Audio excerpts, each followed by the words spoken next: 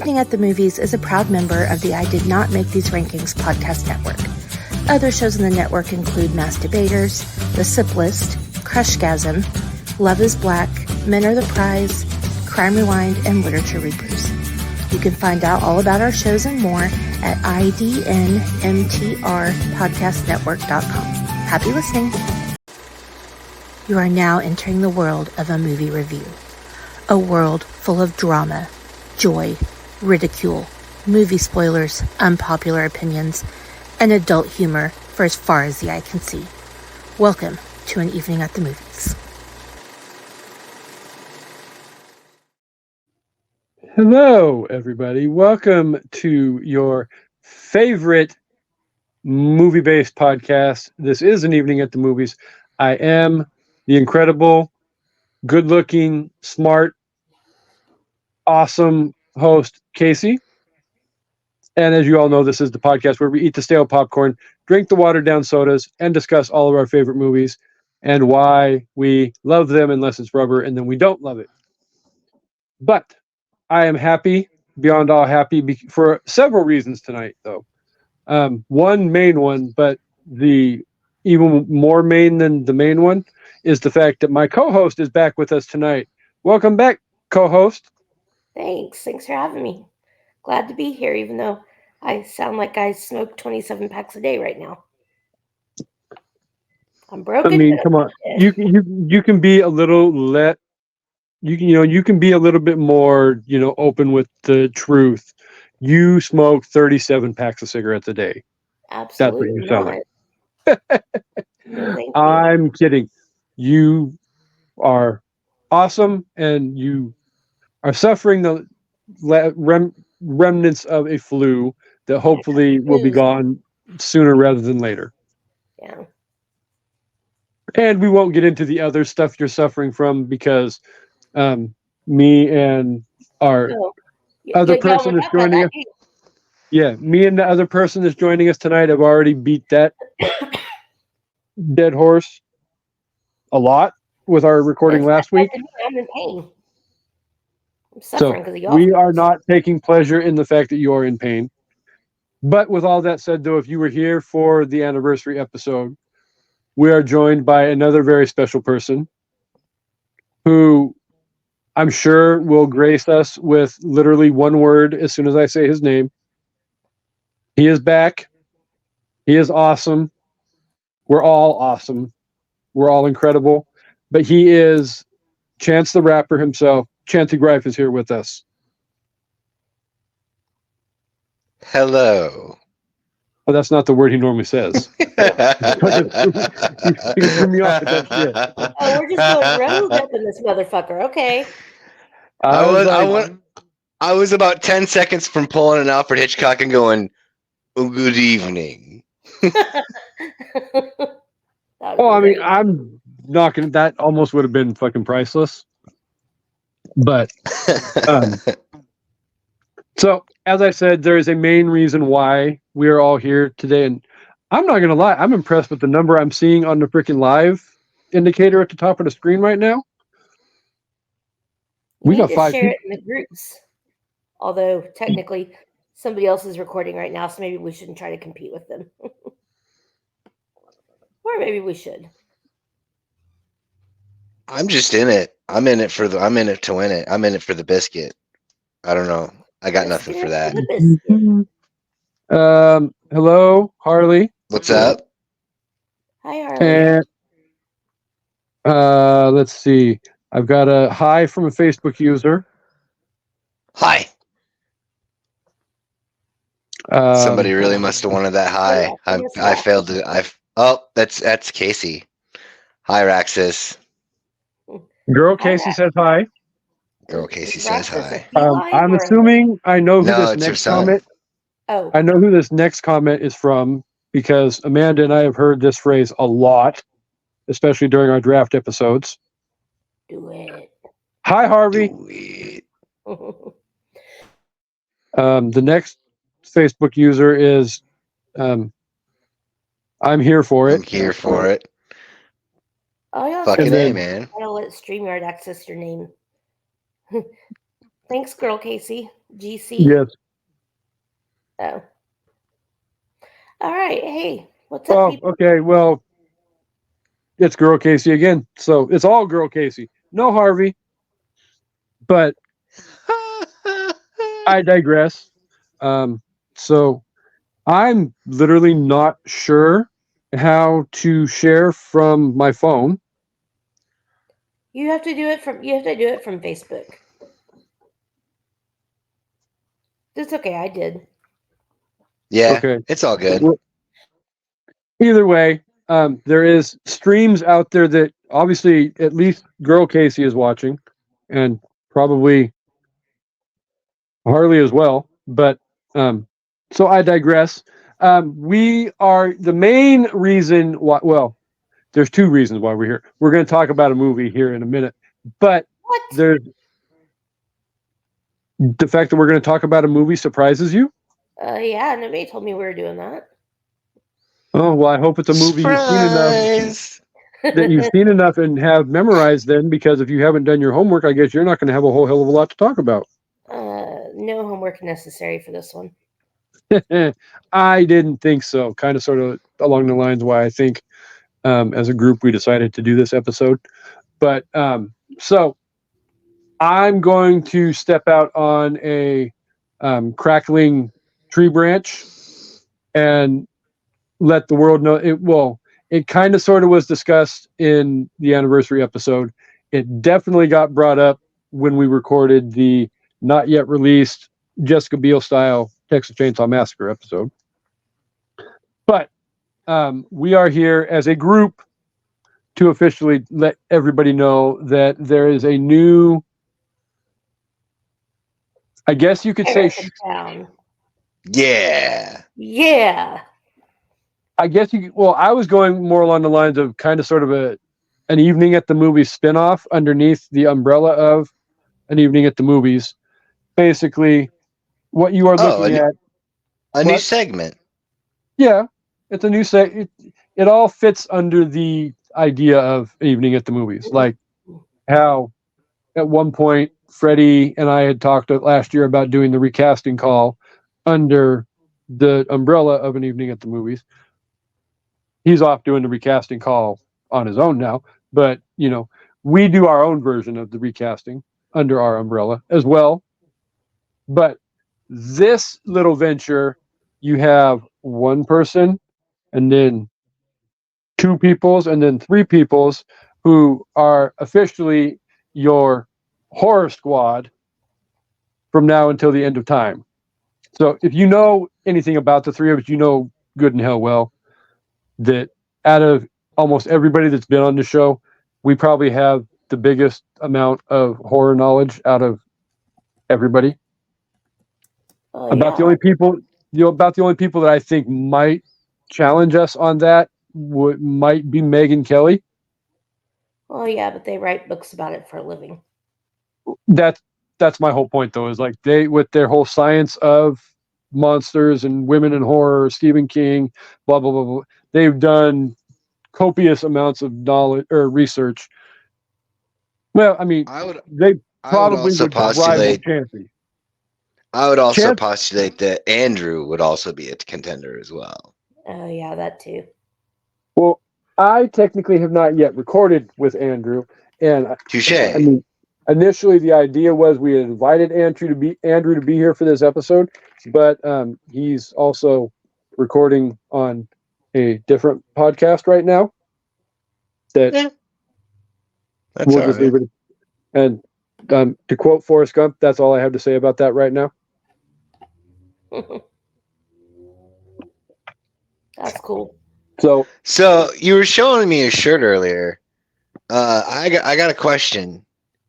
Yes. Did you get that? Did you get that from Coach Schneider? Fuck you and your reference to Friday or Nightmare on Elm Street Part 2. Asshole. I hate that movie. You love it, don't lie. Not that movie, I don't. As soon as I saw that, I was like, Coach Schneider.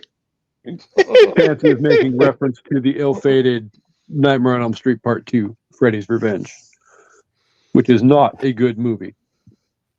And I think No. at least two of the people in this group would agree with me. Well, I would be one of them, and the other one, Yeah, you can't that agree direction with probably yourself would. and count yourself twice. I can agree with myself if I want to. I am that cool. Well, yeah. So I have rambled on in my introduction long enough. Amanda, would you like to, because it's your number one movie, like to let the listeners know what we're talking about tonight? Sure. We are here, the Horror Squad members, for our first official meeting to discuss the 1978 John Carpenter classic, Halloween. Yay! Sir, you don't need to start lying to the audience in our first episode now. Come on. Oh, it's all factual. You better shut up. Chancy and I will fucking destroy you. First of all, Chancy doesn't have a mean bone in his body. The only person in Chancy's house that I'm afraid of is girl Kasey, and that's all I have to say about that. I don't blame you there. You're just still angry over the fact that CJ shit all over Halloween during our bracket review show earlier today. I don't give zero fucks what CJ thinks. Love you, CJ. Well, I know you don't. Care. So, like Amanda said, though, Halloween released on December 25th, 1978, directed by John Carpenter, had a $325,000 budget, made over $70 million at the box office. If you have not seen this movie yet, for one, shame the fuck on you, because even though it is the number 2 greatest horror franchise of all time, it's still very worthy of you seeing. So if you haven't, we highly recommend you rush over to Shudder, AMC Plus, Fubo, or Plex and go check out the movie immediately. And somebody is saying, hey guys, whoever it is. Can I point out real quick before you move on from that budget, and I don't know if we were going to talk about this. First of all, $325,000 is not a lot of money, even in 1978. And the majority of that paid for Donald Pleasance and the Steadicam. So very little of that went to the rest of the production or even the other actors. I don't know exactly what the number was that Donald Pleasance made for this movie, but I would wager a bet. I think it was 40. I think. Either way, that's still a large portion of freaking money. And Facebook user is Tony from the Pod Guys podcast, who I was actually on their show last Monday night. And oh my God, we talked literally about all kinds of Stephen King books, movies, Dracula, everything for the better part of 2.5 hours. Oh, that's great. It was it made me reminisce and remember the days of you and I doing Sip List episodes about Friends and How I Met Your Mother in the beginning. Oh, nice. And we literally rambled for 4.5 hours. So, but yes. And always, you guys have been here enough. You guys know the game. I'm pretty sure you both know what the number is, but Chancy, would you like to defend your spot on the damn nose guess for what the Rotten Tomato score is for Halloween?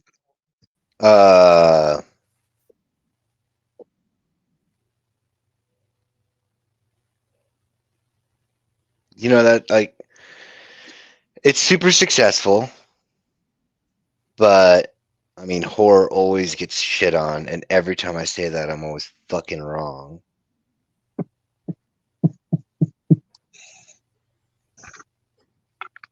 I know something you don't know.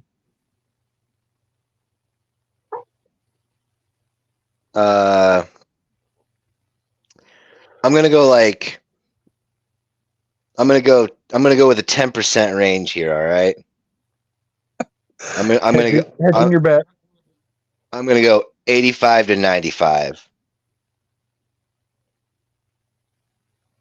Okay. That's exactly around what I was going to say too. If you think about it now, like if there had been Rotten Tomatoes in 1978 when it came out, it would have been like 15% because people hated it at first. Oh, they fucking shit on it. I think the audience score is going to be around 90%. I didn't look up what the audience score is, but you both, because of your 10% safety bet, were off by 1%. Oh, yeah? 96%. Oh, that's got to be the audience score. That can't be the tomato meter. I was going to say, I thought it was the tomato meter. Oh, really? Yeah. I honestly, when he said we were one off, I figured it was 84. Well, we both have been around, or all three of us have been around long enough to know that, Rotten Tomatoes generally is not favorable to horror, even if it is a great horror movie like this movie. Who, even though I will die on the hill that I still think it's the number 2 greatest horror franchise of all time, but that's not the point. Even the fact that it got a 96 says a lot, and I'm surprised it got a 96, honestly, because horror movies don't ever get the credit that they deserve. So, yeah. I would agree with the fact that Rotten Tomatoes is a crazy bias and system that is paid off by Hollywood. Yeah. Because probably. Amanda, what do we say in the I Did Not Make These Rankings podcast network? Fuck Rotten Tomatoes. In the ass without lube. It looked like you had to read it. It looked like you had to look down at a legal pad. You had that wrote down. I'm like, wait, I got it wrote down somewhere. What it is? What we say? We say the thing. Yeah. I mean, I am excited to get to the end of the episode and see if Amanda remembers her one line. I remember all my lines. I'm a student of the theater. a true thespian. I am. So, which one of you would like, or both of you, if you want, would like to wager an attempt at a plot summary for our amazing listeners? Your call, Amanda. This is kind of, I'll let you do it. So, fuck it. All right, yeah, makes sense. All right, so check it, y'all. This is a fucking movie about. What had happened was a long time better. That's what I get for reading while I'm talking. A long time ago, this 6-year-old kid, for reasons that will forever remain unknown, killed his sister. They then lock him up for 15, 16 years, something like that. 15 years. Yeah, 15 years.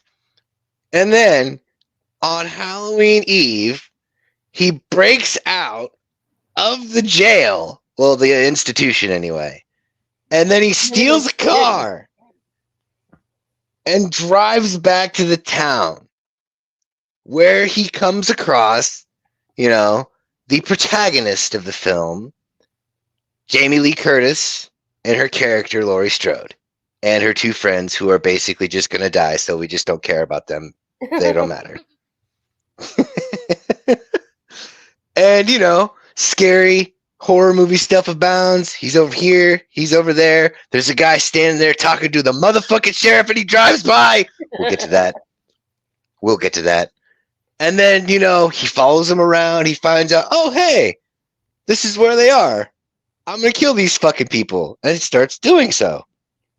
And then, final girl fight. He shoots him 6 times. And then that's it. And that's it. That's the end. That's all we got. I mean, That's a quick synopsis. Probably not Chancy's greatest plot synopsis that he's ever given. And No, definitely not. I've gotten a whole lot of the whole. I'm not happy with how this is going with his plot summaries the last few episodes that he's been on. Nobody So- does What? better than me. The last I few just suck. Texas Chainsaw. The last few I just Texas suck at it. Chainsaw. I just suck at it. No, you don't. I really do. I just suck at it. I'm more Yeah. excited. I'm more excited to actually get in to this quarter page of notes and materials. I went scientific as fuck. Okay. Oh boy. So, okay. Before we get into your quarter page of notes, Okay. I want to pose a deeply emotionally resonating question to all of us. Okay. And just to make sure that we have it out there for the listeners to fully comprehend. What is everybody's opinion on the bloodline storyline for this franchise? Do you prefer a bloodline storyline or do you prefer John Carpenter's vision of the story? You can go ahead and go first, Amanda. I don't like it. Well, that was nice, sweet, and to the point. Well, I mean, it makes a bunch of movies, but it's dumb. It totally takes away from what the point of Michael Myers was in this movie. Mhm. It's what sets Michael apart from the other killers is we don't know why he does what he does. There's no method to his madness. And so to give him a reason is kind of like humanizing him, and I didn't like that. You know, that's a valid argument. I'm more indifferent, mostly just because I enjoyed the films for what they are, minus one in particular. But like, I really was okay when they did the you know, the three there, the most recent remake, Yeah. with it not being a bloodline thing. I was okay with that. Yeah, no, I I'm okay with that trilogy for that reason. There's other. We three have had this discussion about my feelings on most of that trilogy, Yeah. and we can get to that when we get to the Blumhouse trilogy down the road, because I really don't feel like rehashing false advertisement again already. We ain't here to talk about that. yeah, No, we we're talking here to about talk- that. We talking about the original. We're here to talk about great Halloween movies, That's right. not things that were promised to be great, but then crap the bed. So, I'm in the same bit. I mean, to me, the whole bloodline storyline to me simplifies the story way too much than it needs to be, and it takes out the psychologically puzzling aspect of the story, because in 78 you're left to wonder why this, why that, these things aren't adding up, but yet you have this great significant evil that is stalking this town, and a couple of babysitters and a drunk blonde girl that wants to get laid. So, Totally. And to me, the fact that you don't know, and Amanda hit on it too, that you don't know his motives is what makes the story that much more creepy. Yeah. So, all right. So, with all of that aside, and again, I won't speak for the other two members of the horror squad, but I'll say this: I personally won't shame the listeners if they are fans of the Bloodline storyline. No. It's just not what we prefer from our story. I enjoyed it. Well, you're fucking wrong. I'll I mean, shame that's you. fine. I will shame you. That's okay. I mean, it's not the first time that I've shamed you over a movie in this franchise again, and that will come up when we get to the we'll get there. Blumhouse trilogy. We'll get there. Way down the road. We still have to get through, Resurrection and Rob Zombies and Spirit Horses again. Nah. I don't want to do those. That's the fact that literally Chancy begrudgingly said that says a lot, because Chancy's a huge fucking horror fan. We all are huge horror fans. Chancy loves amazingly bad horror movies, though. That's true. So the fact that he's like, I don't want to do it, says a lot about those movies. So, all right. I don't know what the hell Chancy's 8/4 of a page of notes is all about. So I'm just going to not even bother segueing with a question. I'm just going to, the microphone is yours, sir. What do you want to talk about? Well, we may as well start off with the start off, because I mean that single shot opening shot, fucking amazing, especially with the with the utilization of the Steadicam. And herein comes my scientific data statistics. Okay. I believe we talked about the point of view cam last week, didn't we, sir? I believe we did. I won't go too far into that because technically that episode doesn't come out for another few weeks. So you're going to have to wait on that one. But know that some of what Chancy just said, we did discuss, and we'll be discussing in a couple weeks on an evening at the movies as well. All right. Scientific. Okay. So, aside from the greatness of that opening shot, which it's great. Okay. So, here's where the science and shit comes into play. Anybody ever notice that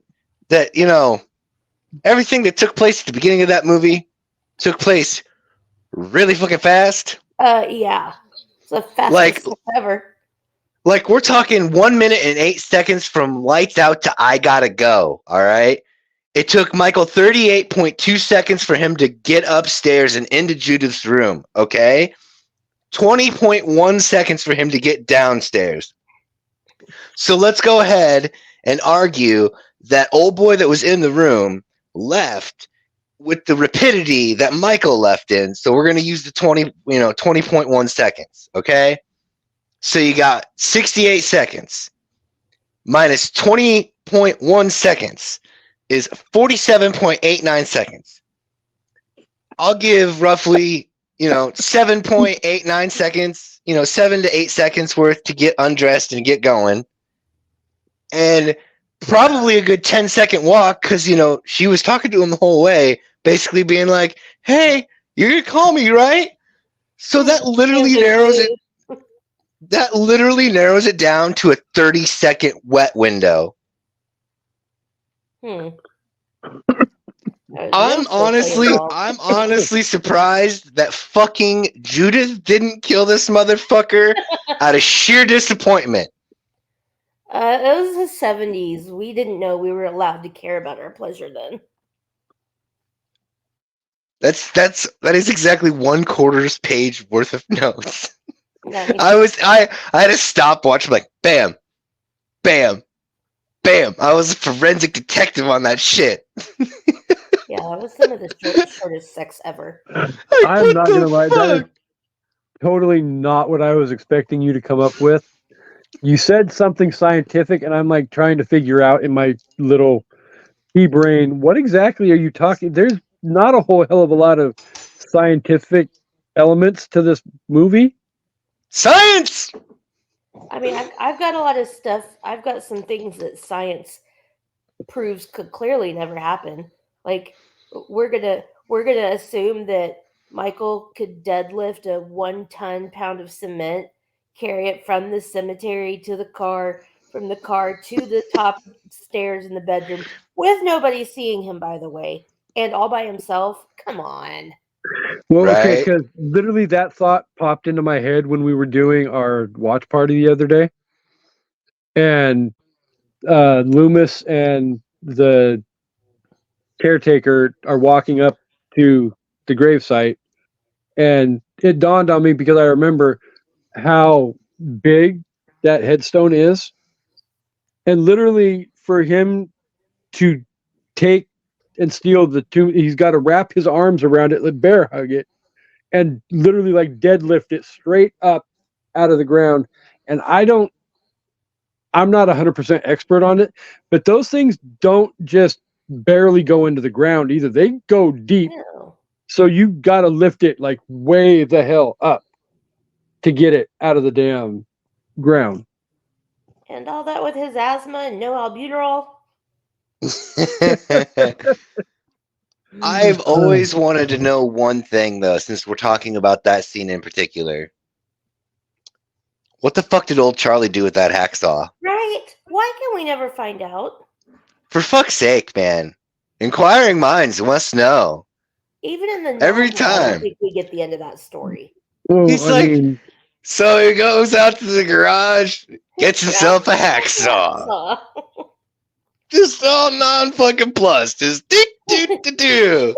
Goes in. And proceeds. And then he proceeds to and then fucking Loomis just fucking cock blocks this out of a good story arc. like literally, like, can we just get to the damn? Oh yeah, I mean, blah blah blah blah blah blah. Goddamn kids. And yeah, and scene. I mean, I think you got to think, since he said it reminded him of Charlie, that Charlie kissed his wife and kids goodbye and then went and hacked off his sister's head. I mean, I don't know. Or maybe it was like, maybe it was like Amityville Horror, and he fucking gave them a little bit of the get got. Exactly. It could be. That may have been a good question for somebody who got to see John Carpenter almost a year ago. I wasn't allowed to ask questions. It was a very well-oiled machine of, he asks your name, he signs the thing, you say thank you and goodbye. I did give him a card for my podcast, but I got there at the end of the day. He was tired. Okay, so I don't believe I saw the actual picture in your picture album on Facebook this morning, but Amanda actually does have a picture of him clearly overwhelmingly exhausted, and he's like sitting in his chair with his head back, like he looks like he's fucking passed out from. I have it on Instagram. I'll send it to you. I didn't put it in that Facebook album because I felt kind of bad for him. Well, you kind of sort of got him at an inopportune moment. Yeah, and I'm sure it by should be the time, a meme though. It's a whole mood. Well, and like you and I discussed at one point too, it's like he obviously was at the tail end of a very long weekend, because if I remember correctly, he was there the whole weekend. Yeah. It was Saturday night. And he's not a young man anymore. No. So. Oh. Okay, so. I'll have to find it. I feel like this is a good question to ask the female portion of our group, because, as we all know, it is her absolute number one favorite movie of all time. But what about this movie was it that absolutely captivated you as a impressionable young child? Oh, I mean, it scared the shit out of me. I mean, I saw this when I was 5 years old because I'm Gen X and our parents didn't care what the fuck we watched. Plus, it was my mom's favorite horror movie, so it was always on, even after it scared me so bad that even hearing her watch it, I would like freak out and cry and be like, oh my God. But then I would also still like try to watch it during the day or when it was on TV, because it's just like, I don't know, it's been a part of my life for my entire life. Could not watch it alone at night until I was well into my 20s. It's the simplicity, it's the tension building, and how just And I mean simple in a good way, not in a bad way. It's just so fucking simple. And it's so scary. It really grabs your attention, and it's just like, I mean, it's literally all lighting and music and jump scares, and it sucks you in, and it's great. And that theme music by the Bowling Green Philharmonic Orchestra are fucking literally where it's at. John Carpenter writing that score, damn. But like, yeah, I mean, literally everything she said covers me for my reasoning.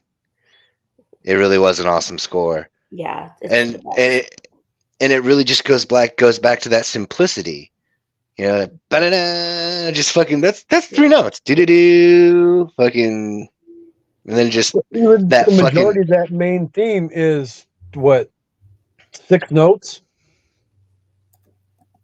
Yeah, but whatever. I mean, I don't know what the official is, but obviously, the thing about it is that it's what is it like? Oh crap! What's the word? It's the crap. I'll come up with it. Go ahead. Okay. For me, it was like, obviously the music played a lot with it, because, like, the simplicity of the notes plus the length of time in which notes were held. Yeah. It just felt very, I guess, dissonant and unnatural. Donald fucking Pleasance, man. Like, he fucking could have just phoned it in. Go ahead. I'm sorry. It's and it is what makes it feel the way that Chancy just said. It's the timing, but I couldn't remember what the actual. It's 5/4 time. Yeah, 5/4. Yeah. So it's too fast. So it's like ahead of time. I had a feeling that's where you were going, but I couldn't remember what. Yeah. Anyway. Yes. No, you're good. And then, like I said, Donald Pleasance could have phoned it in and just got paid, but he fucking brought it, and just his, like, everything, like, especially down to the last part that you see him in where he's looking and he just knew. Yep. And then, like, going back to, like, okay, but there are, I do have my qualms, but they're like, they're funny little ha-has more so than like, this is fucking totally ruining the movie experience for me. Except for the fucking part where he drove by. Like, that fucking, that gets me. While we're at it. Speed kills. No, I'm talking like when fucking, well, first off, before we even talk about that specific scene, how fucking bad is this cop, eh? Like, they were just totally blasting a joint in the car, listening to fucking Don't Fear the Reaper. Then they pull up on her dad, who leans into the car. And for fuck's sake, he's just, hey kids, how's it going? Fucking blah, blah, blah. Oh, this guy walks up. Oh, by the way, you got a fucking murderer walking around and whatever. He's like, all right, I'll be done in a minute. Just fucking stay here. I'll be right back. No, and in the time it takes, doesn't tell him that first. He'd been calling. He's been calling. He's been calling, steady calling. That's true. And then he stands there and does the goddamn John Travolta Pulp Fiction meme where he's like,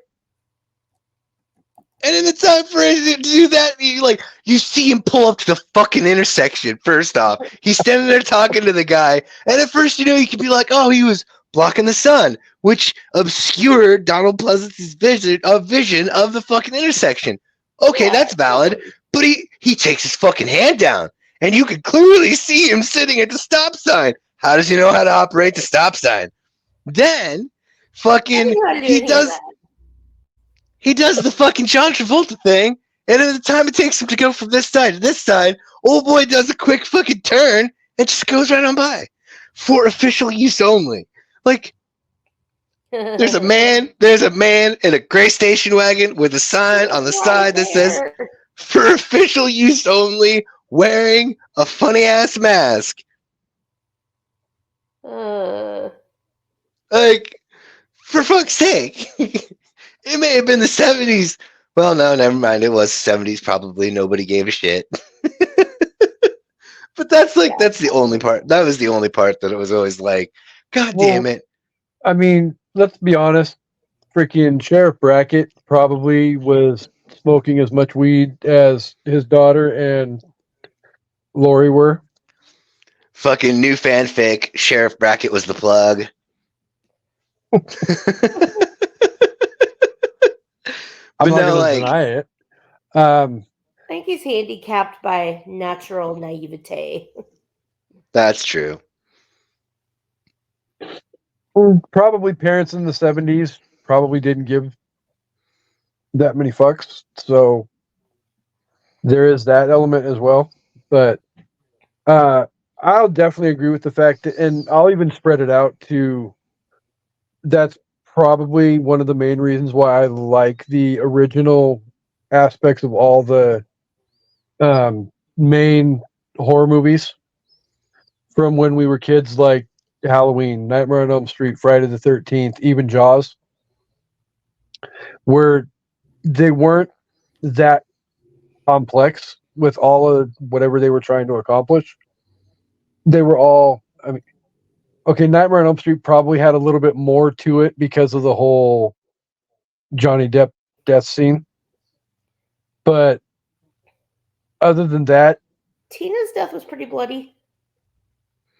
I think he was talking about like the complexity. Oh, sorry. Like the whole, the way that they had to do the upside down room and everything bolted down, and yeah, how they created the whole. And then him doing the thing when he's chasing Tina, when he's got his arms all across the entire alley. A lot of good practical effects. Yeah, that would have been a difficult practical effect to pull off without, looking hokey. Yeah. Wait. But then at the same time, like even Toby's magnum opus, the TCM1, had a lot of practicality to it as well, where it wasn't a lot of over-the-top special effects. It wasn't slapping you in the face, paintbrush style, with all the gore and the blood and all of that. There's something very psychological about the way all this violence and death and everything is achieved in these movies without necessarily having to go all the way with showing you every damn aspect of it. I mean, there's literally I feel like when you, either way it's fake, but when you're watching a movie and you see someone get killed, you're like, oh my God, that's so fake. When you don't see it, it's like your mind goes to what's probably happening. And when you don't see it, you have to imagine it. And a lot of times that's scarier because it feels more real than watching what you know is a fake death on screen versus imagining what happened, or, like not seeing the blood. I mean, I love that there's almost zero amount of blood in this movie. There's only like 2 parts. Yeah. It's great. And you don't think that's what you're going to get, because in the beginning you get Judith getting stabbed in the tits and blood everywhere. But even then, it's not a lot of blood. It's not distasteful. But beyond that, and then you got the guy, the mechanic guy. But other than that, I don't think there's any blood in the movie. Just the spot where she gets hit in the arm before she goes over. Yeah, I guess that's true. And by the way, and I did bring this up during our watch party as well. I am not going to lie. When she went over the fucking railing after he freaking sliced her arm open, how in the hell did she get up and walk away from that? I don't know. I don't know if she can crack her skull. Because she didn't fall down the stairs, really. She went, I mean, yes, she fell down the stairs, but it was more like the way they showed it, she went over the railing. Right, but that's kind of hit the stairs, and it was like. But that's what broke her leg or her ankle for the second movie. So like she up over, landed on her feet, fucked up her ankle, and then slid down the stairs a little bit. So like she didn't really hit her head like directly. She bounced it going down, et cetera, et cetera. But like brings me back to my original thing. Why in the actual fuck was she in that goddamn room for as long as she was? Clear, like you can look through the fucking like I'll give her she's got head fog because she just fell. She did a double gainer, fucking ollie, triple no look, suicide dive over the fucking railing. But like you see the rake, and you're just like, I can't open the door. And then all of a sudden he just like single fist like fucking Mephisto, bam, and then he just fucking lock. Okay. Open, and then she's gone.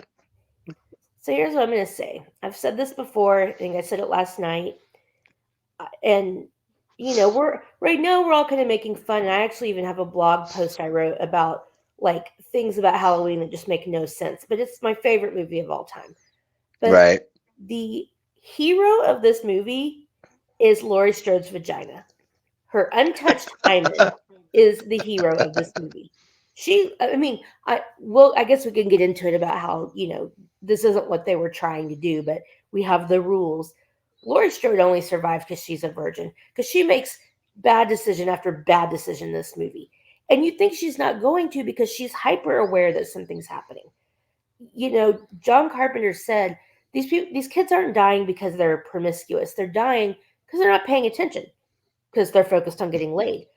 But Laurie was paying attention. She knew something was going on. It literally goes back to that morning, her sitting in English class and, noticing out the corner of her eye that official business only station wagon parked outside the damn school. Yeah, so it's like, why you're paying attention to your instincts all day and you're on alert, and then as soon as you get into fight or flight, you make the most goddamn ridiculous decisions that anybody would make. If she were a virgin, she would have been killed. So her vagina is the hero, not her. I like that. I mean, that's a valid statement. Any of the documentaries you watch, you guys have probably heard this story when they did the audience, the first screening, they went in and watched it with the audience, and there were people like screaming, "Don't throw that knife down again, you bitch!" Yeah. Laurie, come on. Oh, I apologize to everybody. I sound like shit. I'm sorry. No, you sound fine, and we can't do this without you anyway, so you're here for the long haul. But I promise, because of the fact you don't feel well, we won't go as horribly long this episode as we probably would have if you were feeling healthy. Yeah, I'm not feeling great, but I'm not so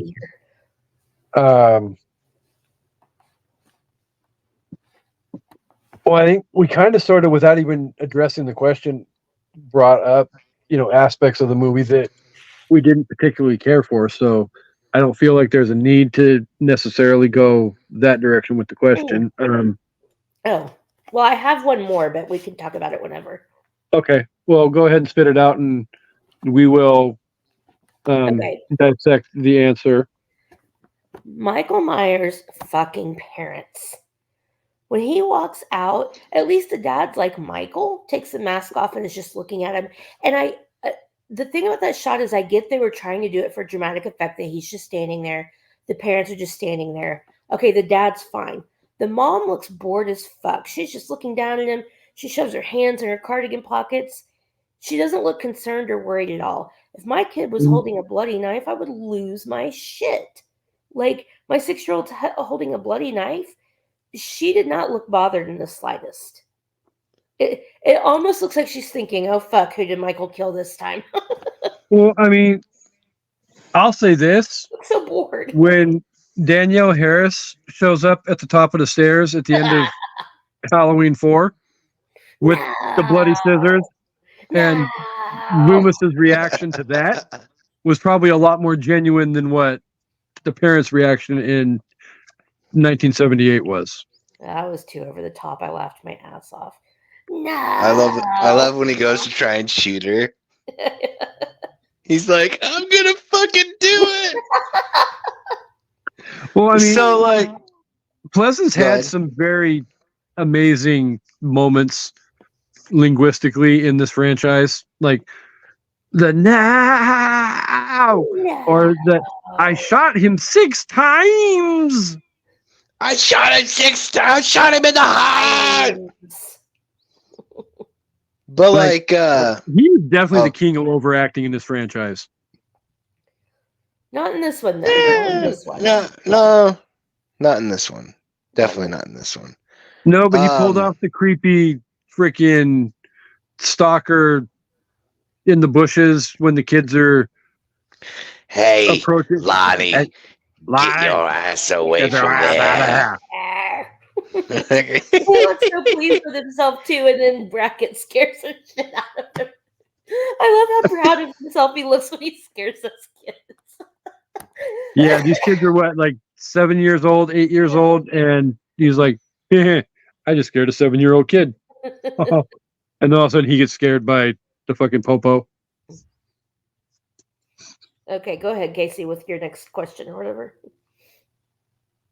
No, I didn't have any more. I was hoping to God you guys had other stuff that we needed to make sure that got covered before we moved on to our what I'm sure is going to amount to very predictable ratings for the movie. So what do you think? Okay. What was I going to say? Okay, never mind. I lost my train of thought. Can we talk about the best character in the movie for a second? Lindsay fucking Wallace. Lindsay! She was a gangster. She has 0 fucks to give about anything, and I love it. She lets the phone ring for 10 minutes. She's like, hello. And she's like, tell her it's me. Okay. Click.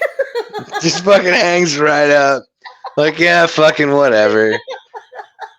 She doesn't even go. She's just like, hey, this guy called. And then when they get back in, she's stuck in the window. She'll be right here. And then just hands over the phone all smugly. Oh my God, I love that kid. I mean, she probably had she probably had more fucks to give in the Blumhouse portion of the stories than she did in Carpenter's vision, but yeah, after the boogeyman, he's a fucking badass. I'm not gonna out of the whole damn franchise, Lindsay and what's his face? Shut up, Dave. Yes. Are Dave has such a fucked up face. Probably my 2 favorite characters in the whole entire 18 movie franchise. Yeah. Julian was great. Shut up, Dave. Send Dave first. I mean, literally, like Amanda and I have had conversations before where we get to that point where one of us says something and the other one will respond with, shut up, Dave. It works. It does work. It's a beautifully simple line. That's the beauty of this whole franchise, though, is how simplistic it is. It doesn't have to go over the top and be, everything CGI, blah, blah, blah, and all that. It works with being incredibly practical. Right. So I bought the 25th anniversary edition of this movie, and it's the one that has the TV made for TV clips in it. So anyway, I've got that on right now, but it's about to the part with Tommy and his rambling that nobody can ever understand. Where you mean to turn on the closed captioning? I didn't need to turn on the quotes. Yeah, and I'm telling you, I almost think that at the very beginning he fucked up and said Jamie, the boogeyman. I saw the boogeyman. He's outside. I saw the boogeyman. He's outside. Yeah, go and look. But yeah, I don't know. We need a special interpreter for that gibberish. Chancy might actually be right now that I think about it. Maybe. I almost want to go back and rewatch the movie again just to see if I rewound it so many times because I was like, I was transcribing it. Yes, 6 times. But I was transcribing it, so I'd rewind it and I'd continue to transcribe it when I sent that message when we were watch partying it. Dude, I backed it up so many times that we actually were like, you guys ended up being like a few seconds ahead of me because I had started it ahead of you guys. Here, I'm But gonna like, see if I could turn on the subtitles while you guys are talking. Let's see if I can figure it out and see what It'll it's probably just say Tommy mumbles. probably. unintelligible yelling. Yeah, yes, unintelligible screaming. Of course it is. So, for the sake of Amanda's voice and health, Chance, did you have anything else you wanted to make sure we covered before we got to our reviews and ratings? I mean, there's there's so many things that are said about all of the franchises, and they all have their pitfalls and their success stories. Mhm. But I mean, like, this movie did so much with so little. Yeah. That it essentially it create not I shouldn't say it created, it provided the fuel to air ratio for the entire slasher genre to like fucking ignite. Yeah. Like, there was Negative stuff growth before pattern, that. the pattern is full. Yeah, he wasn't first, but he was definitely the blueprint No, for all the ones in the future. he definitely opened up that flue, and the air just went in there, and it just fucking shit went up. Yeah. I And will, honest to God, acknowledge that as being truth. Still doesn't change the fact that I still personally, for my own taste, will always put Nightmare on Elm Street one spot ahead of Halloween. But definitely, I will never shit all over John Carpenter as being the man who walked so that people like Wes Craven and all of that could run. Yeah. I So, actually, for the longest time, I used to be much like Amanda, where like Halloween was my head and shoulders, you know, so far up above all the others. And then over time, as I just started to appreciate everything and taking it all in, like the other genre, or not the genres, the other franchises kind of lifted up and was like more of an equal status, like, Hellraiser, Texas Chainsaw Massacre, stuff like that. Friday the 13th has always been a guilty pleasure of mine. Like, it's just one of those things. Like, I loved it.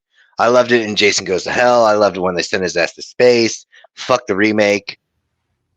Yeah. Kill it with fire. Kill it with fucking fire. But yeah, I mean, this movie, honestly, it changed a lot of the things that, because like I was always so used to like Alfred Hitchcock and the older style horror films, and then like it was all really close together over the course of the summer, where it was like this movie TCM. Well, technically, it was this one TCM 2, Friday the 13th, Nightmare on Elm Street. All of it just all at once, and I was like, oh my god, there's so much here, and I was hooked. I was hooked. the late 70s and early 80s for slasher cinema was that, what, 6 year, 7 year window of time where it was great to be a horror movie fan at that point. Yeah. Because, yeah, even like the original couple Friday the 13th movies, the original Nightmare on Elm Street, Nightmare on Elm Street 3, Halloween, Drunken Halloween 2, even the whole idea of Season of the Witch. And I've shared my feelings numerous times on Season of the Witch, and we will get to that movie eventually down the road. But it was something different, and they were trying to reinvent the genre with something that hadn't been done before. And, you know, did it work? Some people say yes, some people say no. It's all a matter of taste. But, I don't hate that movie as much as I did growing up either, but but that's the whole point, though. Growing up in the 70s and 80s, it was a great time to be a horror movie fan. So Yeah. it's one of those times that I wish we could go back and experience again. Maybe not as young as we were, but maybe as, a late teenager, early 20s, and be able to come in with and experience the movies with what we know now and think about them from the perspective that, an adult watching these movies when they came out. So I don't know. I enjoyed having the ability to just reach out and just scoop it all in. Yeah. Just Reach out scoop and it touch all someone. in. Because, like, I mean, you were talking about Nightmare on Elm Street. Like, Mhm. the first time I ever saw anything other than the first one was when I was in the hospital after having my tonsils taken out. They got 2, 3, and 4. And then the nurses brought in one of them little, back when they had like TVs with VCRs for like board meetings and whatnot. They brought it in my room and played it. The combos. Yep. So I was able to watch, Nightmare on Elm. I talked my parents into it. I was like, yeah, just go ahead and grab that. It'd be great. Then they did because I had my tonsils out and I had complications and ended up having to be in the hospital for a week. But anyway, that doesn't matter. It's just like not having that accessibility to it all. I don't think I would have been able to maintain focus on it because back then we didn't have. I shouldn't say we. Back then, and nobody really had the ability to like, oh, I'm going to come across this thing and then dive into the lore or backstories or like in Clive Barker's case with Hellraiser, the books and like. Just some of the crazy Amanda's things. favorite book. Yeah, right. But go ahead. I was just saying there are, for anybody that's interested, and unfortunately now you can't get your hands on the early ones for less than like $100-$200. But all the Halloween movies have novelizations. So like the first one, basically the guy got a copy of the unedited script and then he wrote a novel. But that one's actually where all the Druid stuff comes from, is that the guy who wrote the first novel. But so I've read, oh, thank you. I have, unfortunately, do not have a copy of the first one anymore, but I have a digital copy of it. But yeah, the books are good. Like the novelizations of the movies are really good. Co-host. Yeah. When I figure out if I have to get a new computer or not, if I have to get a new one, can you send me a copy of that again? Yeah. Because my copy is on. You guys is on the old one. And I have a physical copy of 4. Oh, I have 1, 2, and Nice. 3, the novelizations. On like, I have a digital copy, and then I have 4 in print, and they're all really good. I actually would like to have the whole entire novelization set, but it is what it is. Yeah. So, I will not let. I hate that I put it that way, but Amanda, would you like to go first on summing up your thoughts and giving the movie a rating? Sure.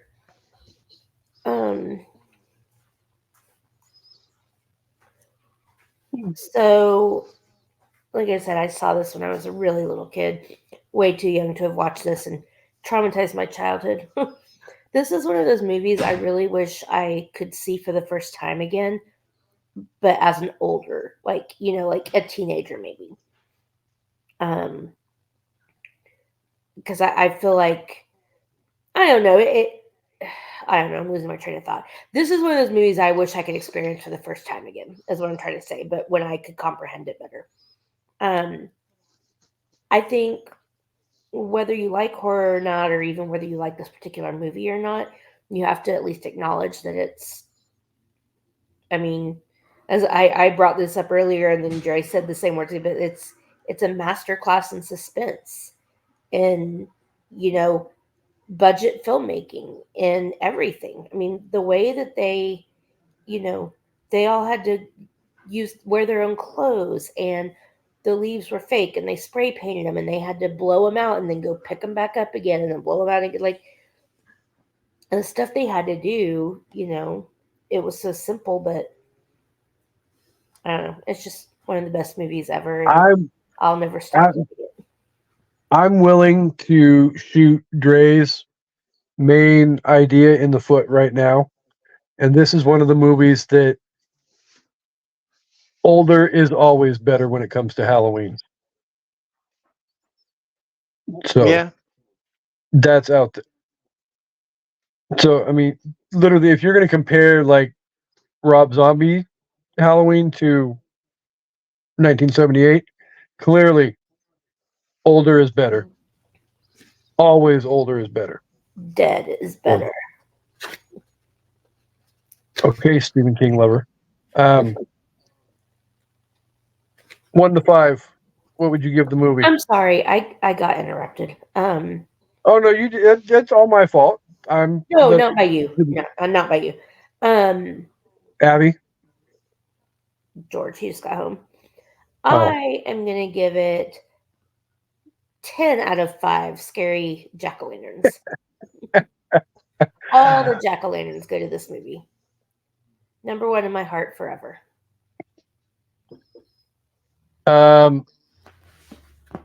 Chance the Rapper. The floor is yours, sir. Well, I mean, as far as the summation, Amanda definitely hit the nail on the head. I don't really think I could say anything that she hasn't said specifically, but as far as a rating, I'm going with fucking 6, count them, 6 shots, 6 shots out of 6, because I shot him 6 times! Maths are hard. You literally are a rat bastard son of a bitch. That was literally what I was going to do for my freaking rating. Bye, Bob. Asshole. What's the matter, Bob? Can I get your goat? Can I get your ghost, Bob? See anything you like? Yeah, that's like, I don't know if he see to strangle her with his 3-inch thick glasses on. Right. I think that's why it went as bad as it did, because she's all like, ah! Because he couldn't see shit, so he's all trying to just go by feel. He's like, fuck. Exactly. He's like, how the fuck am I gonna get this goddamn thing? And then she tears the fucking thing off because she's strangled and I don't know, decided she was cold. I don't know. That head tilt used to haunt my nightmares. Oh, dude, for real, I love that shit. Every time they would do that shit in any of those movies, I just always like, ah, shit, it's Michael motherfucking Myers. Mm-hmm. I have a Ghost Bob bobblehead. It's Michael Jackson's Ghost Bob with the glasses, and it's got a phone on the ground next to him with the cord. That's awesome. So, I mean, obviously Amanda and Chancy nailed everything good. There's lots of good stuff that you can say about the movie, but Amanda did a really good job of summing up the best parts of the movie with her overall review. So hats off to her for that. Damn it, I really wanted to go with 6 fucking times for my fucking rating. I'm a little bit bitter right now. I'm going to go with 15 out of 5 years that he sat and waited and waited and waited before he could unleash hell on Haddonfield, Illinois. Or Pasadena, California, for the people who don't know. Yeah, right. Yeah. I would say that was the greenest October on record. Yeah. I know all these leaves. I mean, blowing all these leaves around, but yet the grass and everything is completely green. You see the palm tree in the background. They did good. I'm not going to lie; it's not as green as the original Texas Chainsaw Massacre movie was, but But you don't know when that's supposed to be taking place. That's actually not true. It tells you at the very beginning of the movie, on the afternoon of August 18th, 1973. And I wasn't referring to the green environment. I was referring to a different kind of green. I don't get it. I think he's referring to your your TCM2 review. Oh. No. Oh. No, I was referring to the fact of what John Larroquette was paid to do the that too. Yeah, introduction right. for the movie. Because Right. he was not paid in green paper. You're paid in something you wrap in paper. He was Yep. paid in green and paper. Yes. Uh-huh. I'm surprised That's it took awesome. an hour and 10 minutes for us to get our first into the episode. I'm off my game today. You did what? She said she's off her game. I'm off my game today. Oh. That's a little bit understandable. You've had the flu all week long, so Fucking flu and broken bones and bruised up areas from a second fall. I'm just not doing great. Man, it's almost like somebody saw. It's almost like somebody saw that shit coming. Freaking Iowan gypsy curses. Your voodoo dolls are coming. This is one eye open. I'm not scared of Shanna.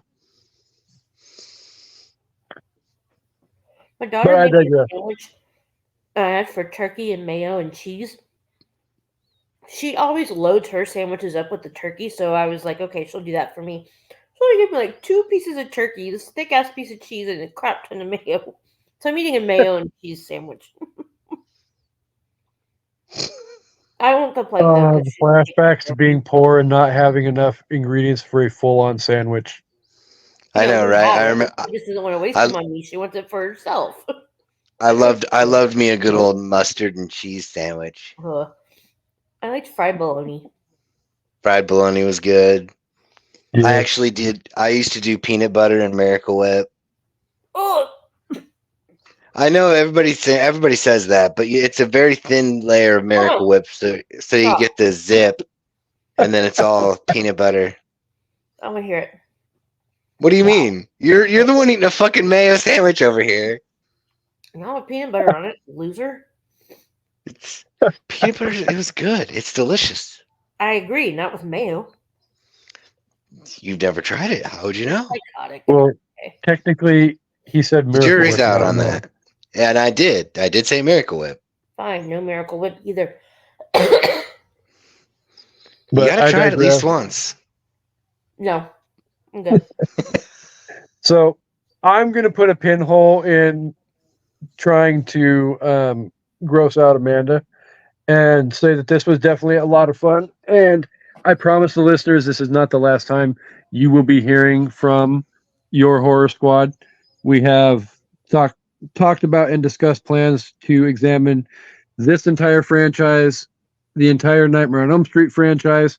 Can we take and put part 2 at the end with that hot garbage? I think I agree to the entire Nightmare on Elm Street franchise, but you will. If I'm gonna freaking sit through Resurrection, you can sit through freaking part 2. No way, dude. Resurrection is way better than than Nightmare on Elm Street 2. Come on. I mean, I even got to agree with that, dude, because like nobody talks shit to the main killer and gets away with it except for fucking Busta Rhymes. Yeah, for real though. Trick or treat, motherfucker. Anyway, you don't get to be Michael Myers. I get to be Michael Myers. And could you imagine how confused that must have made him? He's like having an existential crisis in the moment, like. And then he's all like, go out there and help her. And he's like, okay, I'll go kill her. That's a good idea. Either way you look at it, there will be lots more horror episodes coming your way from the Horror Squad. But as always, we have to thank the listeners for being here each and every episode. Thank you, girl Kasey, for commenting along and getting the discussion flowing early in the episode. Thank you to Tony and Harley as well for commenting along. And everybody who will watch and listen at the same time. Co-host, do you have something coming up on the SIP list that the listeners need to be made aware of? No. I am behind. So hopefully next week episodes will be back. I've got 2 in the bank that are ready to release, and beyond that, I don't know what we're doing. I'm sure we'll be doing something special for uh Women's Month in March, but other than that, I got nothing planned. Well, I mean, technically, I guess you are doing a SIP list next Friday with CJ. Oh yeah. That is correct. I don't remember what it was he said you guys were discussing. I already forgot. Oh, no, no, I remember. Britney Spears. I remember because my loneliness is killing me. Me. Yeah, we're doing top 5 Britney Spears songs. That is correct. I don't volunteer for that Sorry about episode. the red noise. Since we already did Swifty, which CJ's he won't call himself a Swifty, but he's a Taylor Swift fan. But yeah, he loves Britney, so we're gonna talk Britney bitch, top 5 Britney songs, and maybe we'll talk about her book a little bit. Nice. So, where can the listeners find anything that they need to know about the SIP list as well? You can find the SIP list everywhere you get your podcast listening fix. It's a top 5 podcast. We pick a topic, we rank our top 5, and shenanigans ensue. Normally drops every Thursday morning. I've been behind because of vacation, and of course now I'm fucking in bed dying with injury and sickness. It's like I've been cursed. Anyway. What? Who said curse? I didn't say shit. Jesus ain't got nothing to do with this place. Good one. That was good. I like that. Jesus fix it. Okay, but yeah, thanks. This was fun. I'm sorry I'm not quite up to par and not as amusing as I usually am, but I still had fun, and I will talk Halloween all the time. Yeah. So maybe next time when we come back for our next horror squad meeting, we can venture into maybe a horror SIP libs just to introduce the fans who, huh? Oh, I'm always down for that. Well, I mean, SIP libs are incredible, whether it's horror or whatever the subject may be, unless you're talking Nightmare on My Street. Oh, that was the worst. That was not a fun SIP libs episode. Or SIP libs. Yeah. So It took like 30 minutes. Yeah, it was literally like 40 some freaking blanks to fill in, and we got like halfway done. And Amanda's like, we're still not even anywhere near it was bad. done. Ugh. So, sorry. Mr. Chance the Rapper, where Yes. can everybody find you on the socials and all of that goodness?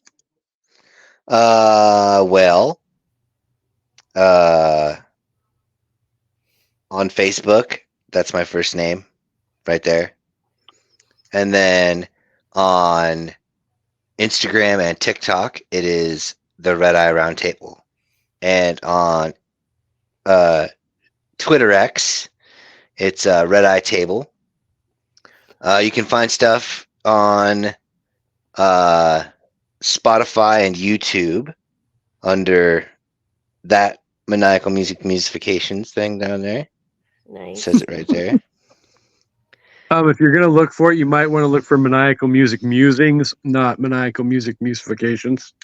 I know, but I knew that if I didn't say it, you would. I was going to. I knew somebody was, so I was going to beat you to the punch. Maniacal Musical Musicings, that's what I say. That's the one. But let's see. Either way, Amanda and I love to mispronounce the last word in that title. There she is, that fucking rake. Sorry.